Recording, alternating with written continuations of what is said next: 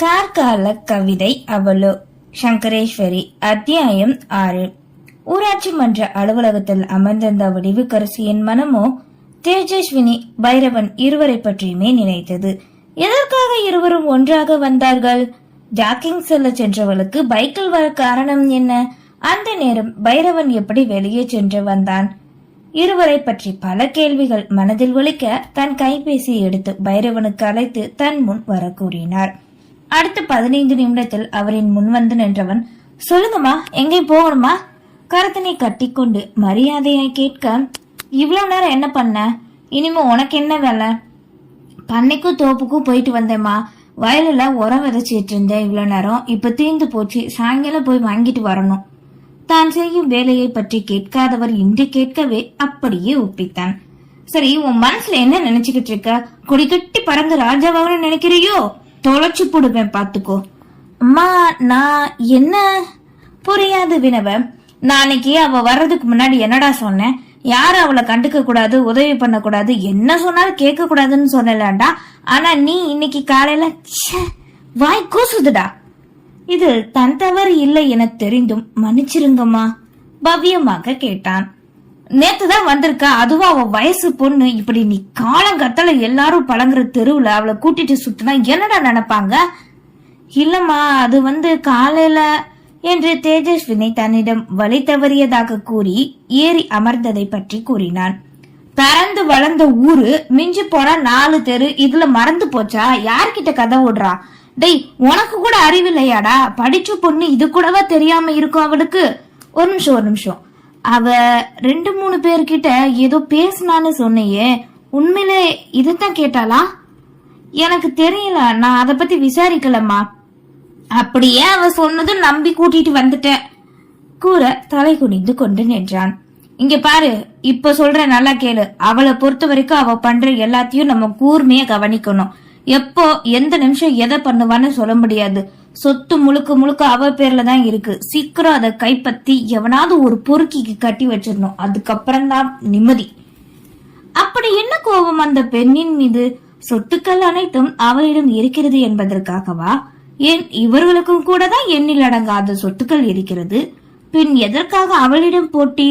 அன்னை தந்தை ஸ்தானத்திலிருந்து பார்த்து கொள்ள வேண்டிய இவர்களே இப்படி கூறுகிறார்களே.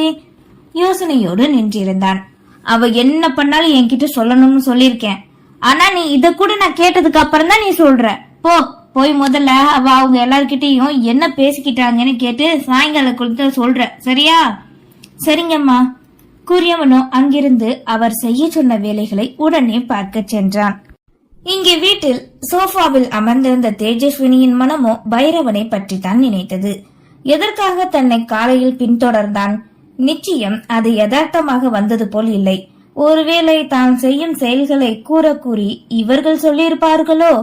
அப்படித்தான் இருக்கும். இருக்கட்டும், இவர்களின் ஆட்டம் எத்தனை நாட்கள் என்று.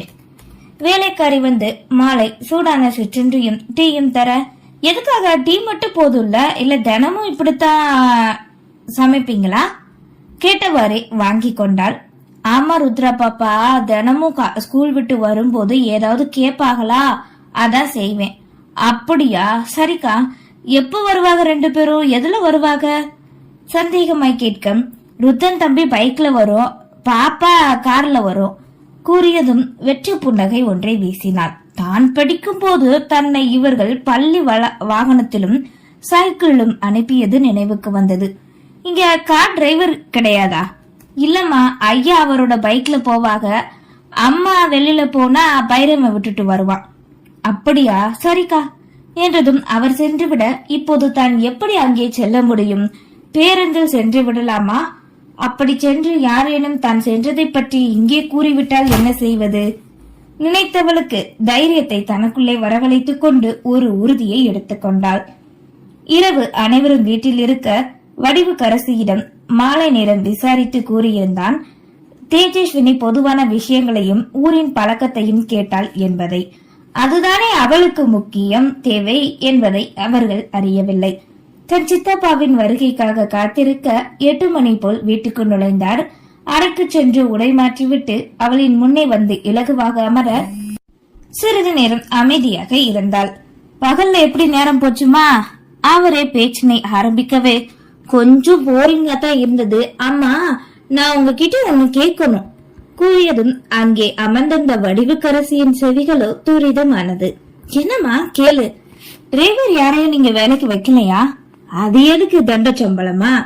யாரும் எங்கேயும் போறது இல்லையா? அப்படியே போகணும்னா சும்மா வெட்டியா பைரவா இருக்கால என வடிவுக்கரசி முந்திக் கொண்டு கூறினார். ஆமாமா, அதுலதான் டிரைவர் வைக்கல. நான் பெரும்பாலான நேரம் பைக்லயே போயிருவேனே. அப்படியா? சரி, எனக்கு ஒரு டிரைவர் அரேஞ்ச் பண்ண முடியுமா? வெளியில தான் 1க்கு 2-3 கார் இருக்குல்ல. எனக்கு கார் டிரைவிங் தெரியாது. இங்க பாருமா சித்தி, ஒரு நல்லதுக்கு சொல்றேன் கேட்டுக்கோ. இது நீ நினைக்கிற மாதிரி சிட்டி கிடையாது. நினைச்ச நேரம் ஊர் சுத்திட்டு வர. வயசுக்குள்ள வீட்டை விட்டு வெளியே போனாலே ஏதாவது பேசுற ஊரு. அப்புறம் வேலைக்காரங்க வேலையால மட்டும் பாருமா. என்னாச்சு சித்தி, ஏன் இப்படி சொல்றீங்க? காலையில நீ அந்த வேலைக்காரன் பைரவன் கூட பைக்ல வந்ததை பார்த்துட்டு ஏதேதோ சொல்லிக்கிறாங்க. வாட்? அதிர்வாய் கேட்டாலும் உள்மனமோ இவர்தான் இப்படி இல்லாததையும் பொல்லாததையும் கூறுகிறார் என்பதை அறிந்தே இருந்தாள். உன் சித்தி சொல்றதும் சரிதான் தேஜுமா. அப்பா அம்மா மாதிரி இப்போ நாங்க தானே இருக்கோம் உனக்கு. மத்தவங்க இப்படி உன்னை தப்பா பேசினா எங்களால எப்படி தாங்கிக்க முடியும்? ஓவரா நல்லவங்க மாதிரி நடிச்சு சீன் கிரியேட் பண்றாங்களே. மனதிற்கு நினைத்து கொண்டவள், சரிங்க சித்தப்பா. சித்தி, இனிமே இப்படி பண்ண மாட்டேன். நான் கொஞ்சம் டவுன் வரைக்கும் போக வேண்டியது இருக்கு. அப்புறம் என்னோட ஸ்கூல் ஃப்ரெண்ட்ஸ் எல்லாத்தையும் மீட் பண்ணணும். அதனால டிரைவர் ஏற்பாடு பண்ணுங்க. அவர்கள் தன்னை அடக்க வைப்பது புரியவே அதிகாரமாய் கூறினாள். சரிம்மா. யாரோ ஒருத்தனை நம்பி நம்ம பொண்ணைய வெளியில அனுப்ப முடியுமா? அதான் பைரவன் இருக்கான்ல, அவன் பாத்துப்பான். ஐயோடா, இதத்தான நான் பண்ணுன்னு அப்ப மட்டும் குத்தம் சொல்லிட்டு மறுபடியும் அவங்க கூடயே டிராவல் பண்ண சொல்றாங்க. என்ன ஒரு நடிப்புடா. மனதிற்கு நினைத்து கொண்டாள் தேஜஸ்வினி. நீ சொல்றது சரிதான் அம்மாடி. நான் பைரவன் கிட்ட காலையிலே சொல்லிடுறேன். நீ எங்க போகனாலும் அவங்க கூட கார்லயே போயிட்டு வந்துடுற. சரிங்க சித்தப்பா, நான் ரூமுக்கு போறேன் கூறியவளோ அங்கிருந்து சென்றுவிட அவள் மறைந்ததும், என்ன இவ அவ பாட்டுக்கு அங்க போகணும் இங்க போகணும் டிரைவர் அரேஞ்ச் பண்ணுங்க அதுன்னு சொல்லிக்கிட்டு இருக்கா. நீங்களும் அவ இஷ்டப்படி விடுறீங்க. இந்த சொத்து அவ இதா இருக்கலாம். நம்ம இத்தனை நாள் பார்க்க போய் தானே இருந்தது. அதை மறந்துட்டு பேசுற அவ ஆவேசத்தோடு கத்தி கொண்டிருந்தாள். விடு, அவளால நம்மள மீறி ஒன்னும் பண்ண முடியாது. சீக்கிரம் இந்த சொத்தை அவகிட்ட இருந்து வாங்குற வழிய பாக்கலாம். பைரவன் கிட்ட ஏற்கனவே நான் கண்காணிக்க சொல்லிருக்கேன். என்னமோ போங்க கூறியவாறு சென்று விட்டார். மறுநாள் பைரவனை கண்டு தேஜஸ்வினியை எங்கு செல்ல வேண்டும் என்று கூறினாலும் அழைத்து சென்று உடன் இருந்து அவள் செய்யும் செயல்களை பற்றி கூற வேண்டுமென மகாதேவன் உரைக்க சரி என்றான். கணவன் மனைவி இருவரும் மாறி மாறி இதையே தன்னிடம் கூறுவதையும் அவனின் மனது நன்றாக புரிந்தது. வெளியே செல்வதற்கு கிளம்பிய தேஜஸ்வினி டைனிங் டேபிள் அருகே வர அப்போதுதான் உணவருந்து முடித்து எழுந்தார் மகாதேவன். என்னம்மா, எங்க கிளம்பிட்ட போல? ஆமாமாமா, நேத்தே சொன்னேன்ல என் ஸ்கூல் ஃப்ரெண்ட்ஸ் எல்லாத்தையும் மீட் பண்ண போனேன்னு. அப்புறம் நான் இங்க லோக்கல்ல டவுன் வேலைக்கு ஜாயின் பண்ணலான்னு இருக்கேன். அது எதுக்குமா? நமக்கு தான் கூற வர இடையில் வேகமாய் வந்து தடுத்த வடிவுக்கரசி, அப்போ படிச்சு படிப்பு சும்மா போகவா? படிப்புக்கு ஏதாவது ஒரு வேலை பார்க்கணும்னு நினைக்கிறா. பாக்கட்டுமேங்க அவ கணவனை முறைத்தவாறே கூறினாள். சரி சரி, நான் பைரவன் கிட்ட சொல்லிட்டேன். அவன் தான் இனிமே உனக்கு டிரைவர். சரிங்க சித்தப்பா என்றவாறே உண்டு கொண்டிருந்தாள். நேரம் செல்ல காரின் அருகே பைரவன் காத்து கொண்டிருக்க தேஜஸ்வனி முதலில் வெளியே வந்தாள். நேராக பைரவனின் அருகே வந்தவளோ, டவுன் வரைக்கும் போகணும், கார் எடுக்கிறீங்களா பணிவாய் கேட்டாள். அவன் தலையசைத்து டிரைவர் இருக்கையில் அமர, ஏலே பைரவா நில்லுலே கத்தியவரை வந்தாள் வடிவுக்கரசி. என்னடா புதுசா ஒருத்தி வந்ததோ எங்க எல்லாரையும் மறந்துட்டியோ கேட்க பைரவனுக்கோ என்னவோ போல் ஆனது. அப்படி இல்லம்மா, ஐயாதான் தயங்க. இவன் ஏன் இப்படி இருக்கிறா? எதிர்த்து பேச வேண்டியதானே? வேலைக்காரனாலும் ஒவ்வொருத்தவங்களுக்கு மனசு இருக்கிறதுல. தான் சித்திக்கு தான் புரியல, இவனுக்குமா? மனதுக்குள் நினைத்து கொண்டாள். சித்தியின் மேல் அடக்க முடியாத கோபம் இருக்க, சரி சரி என்ன பஞ்சாயத்து ஆபீஸ்ல விட்டுட்டு போ கூறியவாறு பின்னே ஏறி அமர காரினை கிளப்பினான். 5 நிமிட பயணம். அதற்கு இவர்களுக்கு காரா? என்ன ஒரு சொகுசு வாழ்க்கை! ஊராட்சி மன்ற தலைவி மாதிரியே இருக்கிறார். ஏதோ நாடகம் நடிக்க செல்வது போல் அல்லவா இருக்கிறது. அதுவும் சரிதான், நடித்து நடித்து தானே இந்த நிலைமைக்கு வந்திருக்கிறார் நினைத்து கொண்டு மௌனமாய் இருக்க அவரும் தன் கைபேசியை நோண்டிக் கொண்டு வந்தார். வடிவுக்கரசி இறங்க வேண்டிய இடம் வந்துவிடவே, சரிடா மதியானம் வந்துரு, மறந்துடாத கூறிவிட்டு செல்ல தேஜஸ்வினி என்ற ஒருத்தி இருக்கிறாள் என்பதையே அவரின் விலைகளுக்கு தெரியவில்லை. காரினை எடுத்தவனோ எங்க போகணும்?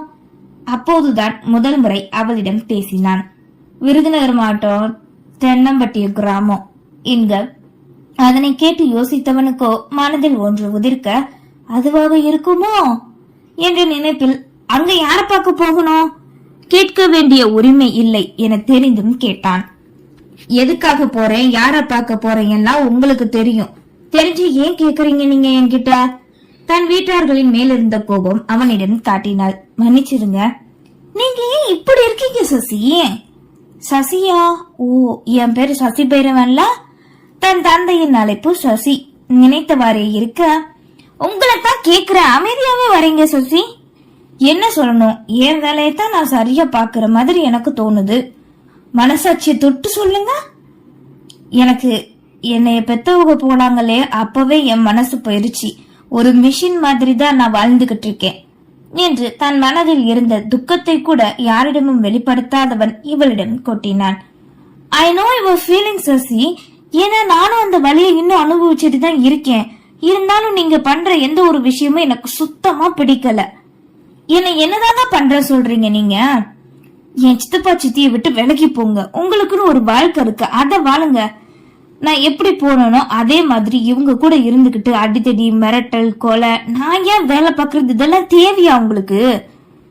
கொஞ்சம் பேசாம வரீங்களா? நான் என்ன பண்ணணும் பண்ணக்கூடாது நீங்க சொல்ல வேண்டாம், சரியா? முதலாளியா இருந்தாலும் என்னோட பர்சனல்ல தலையிடுறது சுத்தமா பிடிக்காது. முகத்தில் அடித்தார் போன்று அவளிடம் கத்திவிட வெறுக்கென்று முகத்தை திருப்பிக் கொண்டாள். அவன் கடைசியாக கூறிய பர்சனல் என்ற வார்த்தை ஆழமாக பதித்து கொண்டது. அதன் பின் அவளோ எதுவும் பேசவில்லை, அவனும் ஒன்றும் கூறவில்லை. அவ்வப்போது மிரர் வழியாக பின்னே அவளை காண முகத்தை வெளியே பார்த்தவாறு திருப்பிக் கொண்டே வந்தாள். 1 மணி நேர பயணத்திற்கு பிறகு அவள் கூறிய ஊருக்கு ஒரு வீட்டின் முன்னே விட அந்த இடத்தை பார்த்தவாறே யோசித்தாள்.